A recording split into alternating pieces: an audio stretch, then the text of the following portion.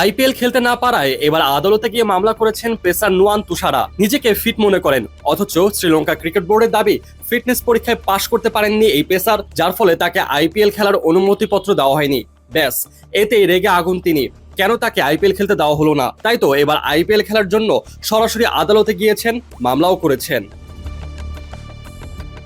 এবারের আইপিএলে royal Challengers বেঙ্গালুরুতে দল পেয়েছেন নুয়ান তুষারা। অবশ্য গত বছরও এই একই দলে খেলেছিলেন তিনি। আইপিএলে নিলামে এবার 1,60,00,000 রুপিতে তুষারাকে দলে ফিরিয়েছে বেঙ্গালুরু। এত বড় অঙ্কের টাকা কোনোভাবেই ছাড়তে চান না তিনি, যার ফলে শ্রীলঙ্কা ক্রিকেট বোর্ড তাকে অনাপত্তিপত্র না দেওয়ায় আদালতে গিয়ে মামলা করে দিয়েছেন। তুষারা তার মামলায় এলএসসি প্রেসিডেন্ট শাম্মী সিলভা, সচিব বান্দুলা, দিশা নায়কের সহ আরো বেশ কয়েকজনকে বাদী করেছেন। গত বৃহস্পতিবার আদালত মামলাটি গ্রহণ করে আগামী 9 এপ্রিল পরবর্তী শুনানির দিন ঠিক করেছে। তবে নুয়ান তুষারার দুর্ভাগ্য যে এরই মাঝে আইপিএল শুরু হয়ে গেছে, সবাই যে যার মতো ম্যাচ খেলছে, কিন্তু তিনি ফিটনেস এবং অনাপত্তিপত্র না পাবার চক্করে দেশেই আটকা আছেন।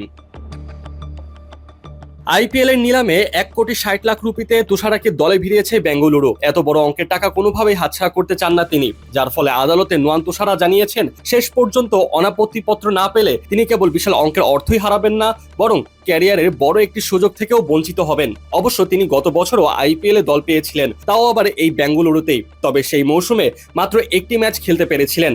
আর এবার চলমান মৌসুমে আবারও সুযোগ পেয়েছেন, কিন্তু দুর্ভাগ্যজনকভাবে আইপিএলে এখনো যোগ দিতে পারেননি তিনি, যার ফলে রাগে ক্ষোভে মামলা করে দিয়েছেন।